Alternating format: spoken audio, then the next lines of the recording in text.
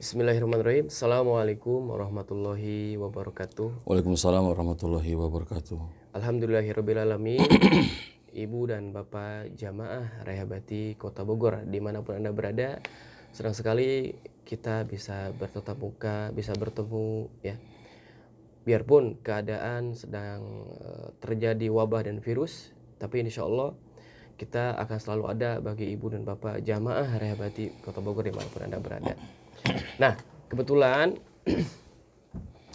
pada pembahasan kali ini kita akan membuat satu video ya, yang gimana nantinya juga akan banyak sekali video-video yang akan kita bagikan kepada Bapak dan Ibu semua di manapun berada. Salah satunya adalah nantinya juga akan ada pembahasan program kerja ya, pembahasan seputar ruqyah gitu ya, pelatihan begitu ya. Dan sekarang insya Allah kita akan membahas tentang sejarah tentang Rehabati Kota Bogor itu sendiri. Perlu Ibu dan Bapak ketahui bahwasanya saya sendiri pun baru bergabung itu tahun 2015. Dan selama 5 tahun ini Masya Allah sekali banyak hikmah yang bisa saya ambil ketika saya bergabung dengan organisasi ini. Nah, untuk lebih lanjut lagi, kita langsung dengarkan saja dari pendiri Rehabati Kota Bogor langsung kepada Ustadz Azam ya, yang selaku pendirinya. Saya persilahkan Ustadz. Gimana Ustadz? Bismillahirrahmanirrahim. Alhamdulillah wassalatu wassalamu ala Rasulillah amma ba'du. Segala puji hanya milik Allah Subhanahu wa taala. Salawat dan salam kita sampaikan kepada junjungan Nabi kita baginda Nabi besar Muhammad sallallahu alaihi wasallam. Keluarga besar Rehabati Foundation, keluarga besar Rehabati Kota Bogor. Alhamdulillah kita bertemu pada video pertama kita di konten YouTube Rehabati Bogor. Ya, insya Allah kedepannya juga kita akan menyampaikan materi-materi dakwah yang berkaitan dengan terapi Al-Quran dan tazkiyatun nufus. Mengenai tentang Rehabati Bogor, Rehabati Bogor itu saya ajukan langsung kepada Ustadz Abu Azhar itu di bulan September 2014. Jadi sekitar September Oktober ya, saya kurang ingat lagi bulannya. Jadi kalau kita bicara sejarah maka kita akan kembali kepada masa lalu. Dulu awal saya mengenal Rehabati ini adalah saya sebagai seorang mahasiswa semester akhir ketika itu ada keinginan untuk menikah. Nah, awalnya ini Ustaz. Nah, salah satu akhwat yang akan saya nikahi ini ternyata memiliki gangguan jin. Kena gangguan ya, Kena gangguan. Sebagai seorang mahasiswa yang waktu itu saya cukup kritis, saya coba mencari solusi agar si akhwat ini bisa sembuh. Akhirnya saya cari-cari di YouTube, di Google tentang terapi Al-Quran. Ketemulah ruqyah syar'iyah bersama Ustadz Nuruddin Al-Indonesi Hafizahullah Ta'ala. Saya pantau terus, jadwalnya juga saya pantau terus.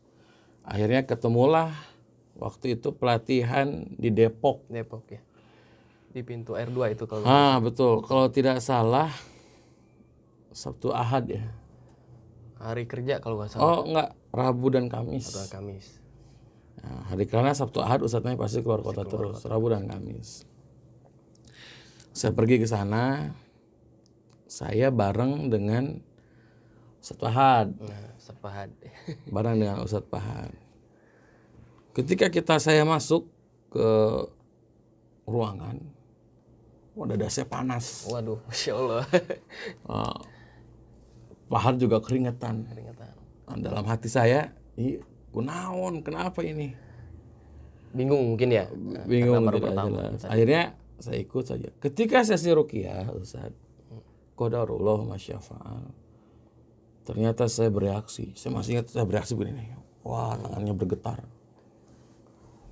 jadi harimau Ustaz, jadi macan. Makanya saya suka jadi plesetan. Kalau di pelatihan saya bilang saya di ruqyah itu jadi macan. Padahal saya tidak pernah makan biskuat. Iya betul. Ah, Sering dengar itu Ustaz. setelah itu saya berpikir ternyata permasalahannya ada pada diri saya.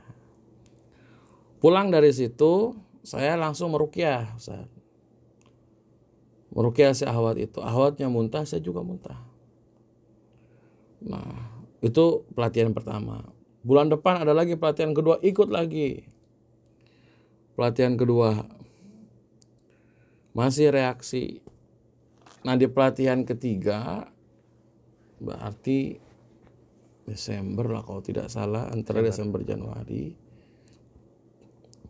Saya memberanikan, waktu itu Ustadz Perdana rahimahullah ta'ala sudah wafat ya beliau. Semoga Allah meluaskan kuburnya dan mengampuni dosa-dosanya. Amin Ustaz. Ustadz Perdana mengadakan pengumuman di Facebook, melis daftar peruqyah di setiap kota dan kabupaten. Nah, saya memberanikan diri menulis nama saya dan mencantumkan nomor saya untuk wilayah Kota Bogor. Setelah saya mencantumkan itu,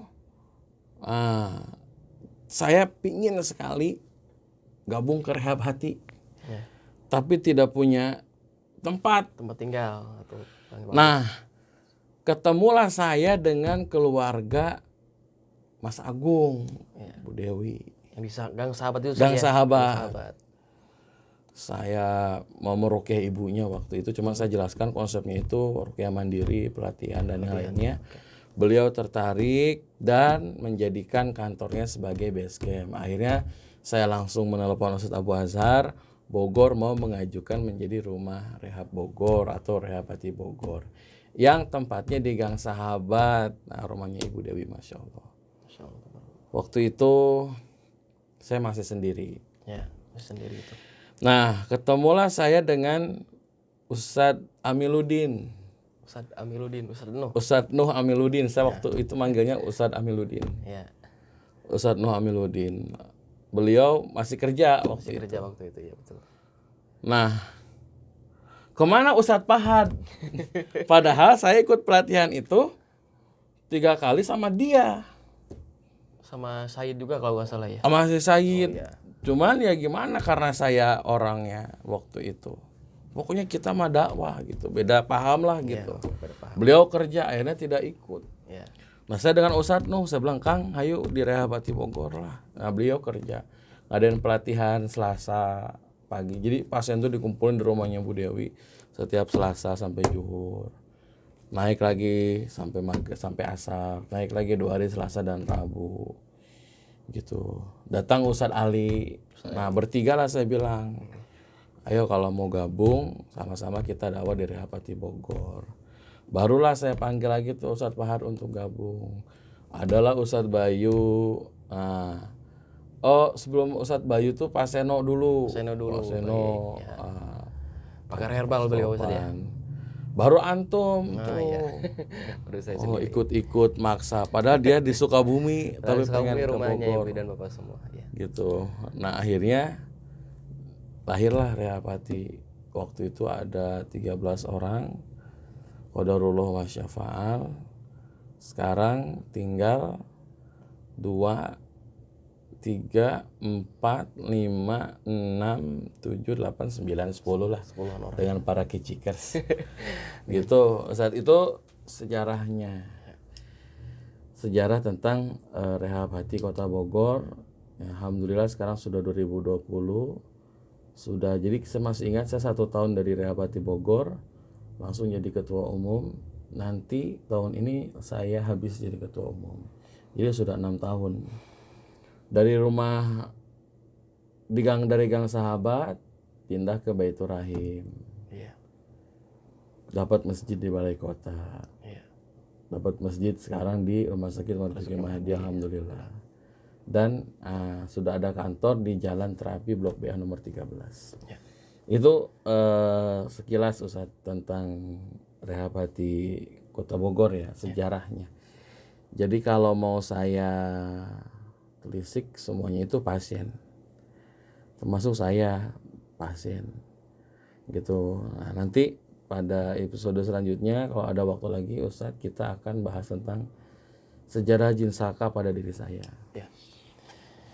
Gitu Ustadz. Gitu Ustaz. Kita ucapkan jazakallahu khairan kepada Ustadz Azam ya, yang telah menyampaikan dan telah menceritakan tentang bagaimana sejarahnya Rehabati Kota Bogor ini. Dan Ibu dan Bapak semua di sana dimanapun berada, silahkan disimak ya gitu, dan dipahami dan diingat bahwasanya Rehabati Bogor ini berdiri tahun 2015 sekitar September kata Ustadz Azam ya. 2014 akhir ya gitu. Nah, saya ini baru bergabung 2015 dan anggotanya dulu ada Ustadz Ali, Ustadz Nuh, saya sendiri, Ustadz Bayu, Ustadz Seno dan lain-lain. Dan sekarang mereka disibukkan dengan aktivitas mereka masing-masing. Semoga Allah menjaga mereka Ustadz ya. Begitu saja untuk penyampaian pada kali ini ya. Kita tutup dengan pembacaan alhamdulillah bersama-sama Ibu dan Bapak semua. Alhamdulillahirabbil alamin. Assalamualaikum warahmatullahi wabarakatuh.